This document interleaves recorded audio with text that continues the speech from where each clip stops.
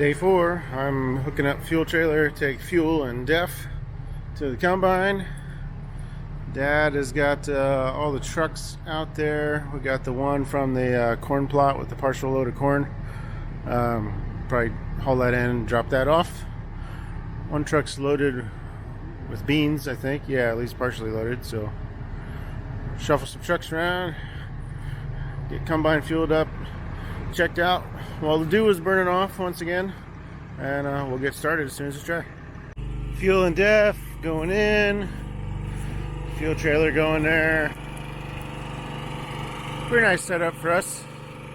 Dad is, if you can see those bins over there, I think he's taking the load of wet corn over there. Then I'll wait for him up here, and he'll bring an empty truck up here. I'll do a couple things at the combine, just kind of morning maintenance, and wait for him. I got the second half of our wheat delivered this morning. So we got trucks moved around, equipment ready to go, wheat unloaded and stacked, which our neighbors will start seeding this for us on Monday. This is Friday, so first of the week.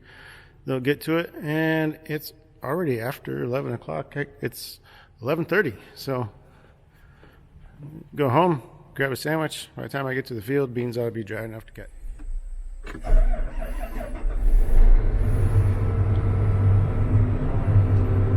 Ready to go. On our way to the field. On our way to the uncut part of the field, I guess.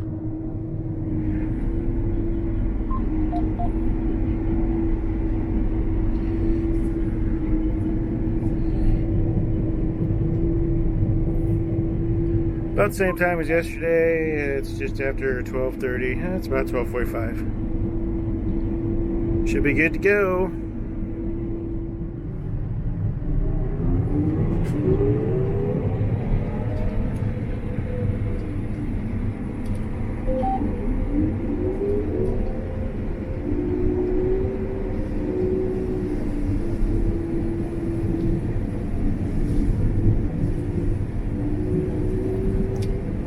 Away we go. Just thought I ought to check the grain markets, because I think there was a USDA report today. See if anything big happened. Karen here on Twitter is my place to go on report days. U.S. corn stocks lower than expected, soybeans larger, wheat in line with guesses. She's always got the info on report days. One thing I want to mention, now that we're on day 4 of harvest and we're in our 4th field, should be on our 5th one tonight. These have all been the exact same variety of soybeans with these varying yields. And as the crow flies, we're in a 5-mile stretch, probably less than that. So we had the first field go 65, the second one go 55, the third one go 57, and this one, that was right across the road here. This one is 62 and climbing, and I hope it keeps climbing. Should be better as we go this way across this field anyway, I think. So just interesting to note, same bean planted same time, different locations. It's a difference. So yeah, there was a report today. Right now, corn's up 16 cents a bushel, wheat's up 34 cents a bushel, and beans are down 28 cents a bushel according to the report. So good for corn and wheat. To see what the prices are.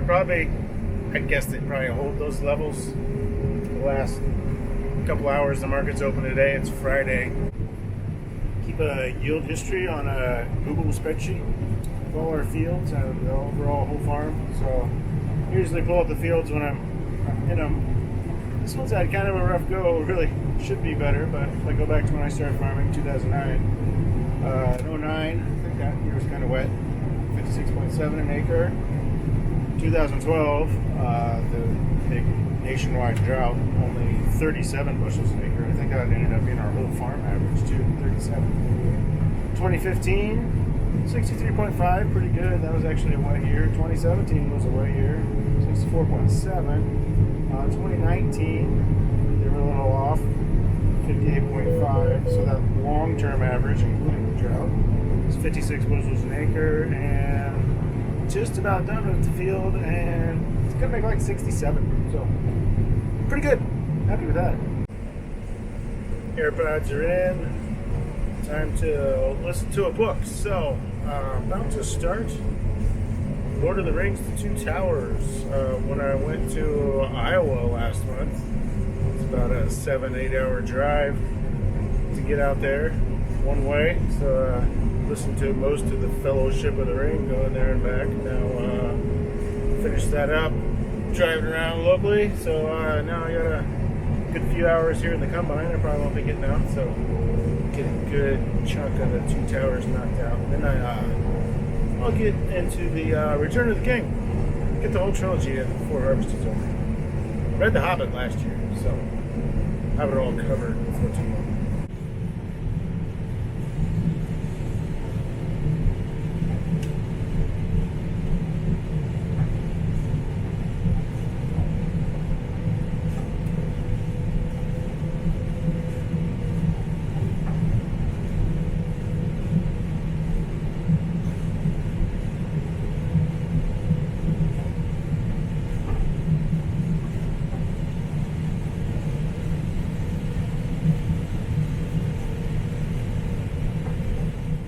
To back out, I'm gonna have to leave some more in this field, so we're gonna have several acres we're gonna come back for, because these are going in the bin. They're just they'll be too wet, or that's asking for trouble if you gotta store them a long time. We'll run the fan on them, of course, but some of them are pretty plump and pretty green. You don't want that, especially these are for seed production, so we don't want to take any chances there on affecting the quality. I want to get as much of a premium as possible. Some of them were getting up to 17-18%, so I got out of there. Need to be 14 or less. Field average is 13.5, so that's good, but I don't want a whole section of the bin being too wet. That causes a problem. So we'll have to leave some of this field out here. We have another field of this same variety that will fill that bin, so no big deal. We'll just come back and scoop them up another time. Moving on, decided to leave about 10 acres out here, so go a few miles to the next field. Hopefully it's dry enough, because it is the same bean, but it was planted 10 days later. Opening up the last field of this variety. Comes Jerry in the grain cart. Dad's here at the truck. They'll take my pickup, go back, get a truck at the other field. Tony's in the third truck. Be headed back this way soon. About 2,500 bushel to fill the bin we're working on. Well, there's definitely dry enough so far, and hard to see through the sun. Get on the other side of the hill, could pick up, but they're running around 12 now. Actually dipped down under 12%, so that'll be nice and safe to put in the bin. I hate this time of day, especially when having some issues with trash and stuff, because you can't see anything. The sun needs to go down faster. Made a couple adjustments, improved some things, but just before sundown gets annoying. Problem is sometimes with this draper, it drags dirt. Doesn't push it ahead of it like it builds up underneath it. It's the same two spots on either end of it. So, and I know the frame is a little bit different under there than it is across the rest of it. It makes me think it's the way it's built sometimes, especially turn this around. Turn around. Until on some rolling ground, I'm on a hill, there's a pretty good drop here, so it seems like it fights that, and I know 40 foot wide probably doesn't help. It is a flex draper, but it's the cutter bar that's flexible, not the backbone of it. Well, they're starting to make some that do actually flex on the frame, but well, it seems to have gotten better. I adjusted a few things, up my cutter bar pressure, keeps more trash away. I don't like to run the reel down in the beans as much as I am, but sometimes I gotta get a little more aggressive with it to keep things clean up there. I don't know. It's just kind of annoying. And when the sun's going down, sometimes it's dragging dirt or bulldozing and you don't even know it because you can't see.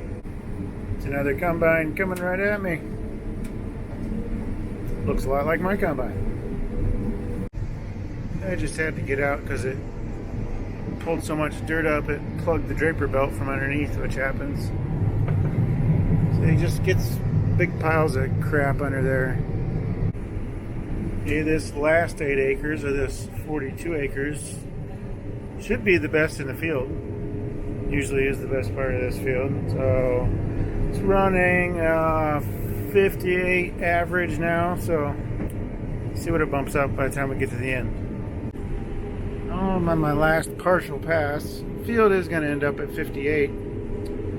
One thing, there's some like pads the draper sits on, I think when it's on the trailer. My theory is dirt starts catching on them and then keeps building towards the front. So now I'm running with the feeder house tilted like all the way forward as an experiment, because that brings that back end up off the ground where it can't drag. So maybe that will help, but I have to wait for another day when I got a full field to screw with. So we're going to be done for now. And as I finish this field, this is Friday, September 30th, and pretty much out of stuff that's ready to harvest.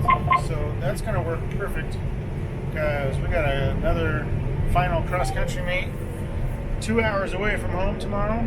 So not missing out on any harvest. We would shut down for the kids' stuff anyway. But yeah, that's going to work out perfect. Nothing's ready to cut. Take the weekend off. Probably have some more beans that'll be ready on Monday. So that is it. And we've been cutting the same bean the whole time, so the same variety for seed production, and we just have that 10 acres left I couldn't cut in the other field. So the bin is going to be full of beans. We're going to have a little extra anyway. This, what I'm dumping now, is probably not going in the bin because I imagine it's going to be a full with the truck that's headed that way. But yeah, so that wraps up the first week of harvest, 4 days of harvest anyway, Tuesday through Friday, and we'll get back to it next week. I'm going to try to post a bunch of videos during this harvest to see if I can keep up the doing it every day thing, but we'll see what happens. Show you what I'm talking about, tilting the feeder house. So I can press the button here. It's all the way back now. See, I'm pitching it forward now. So pitched all the way forward. When it's down on the ground, would keep this back end farther away from the ground. When I'm farther back I go, the closer it gets to the ground. When the head is on the ground, I can show you what I think's been causing my problem. Maybe I finally figured out something after years of screwing with this. Let's get out, climb down.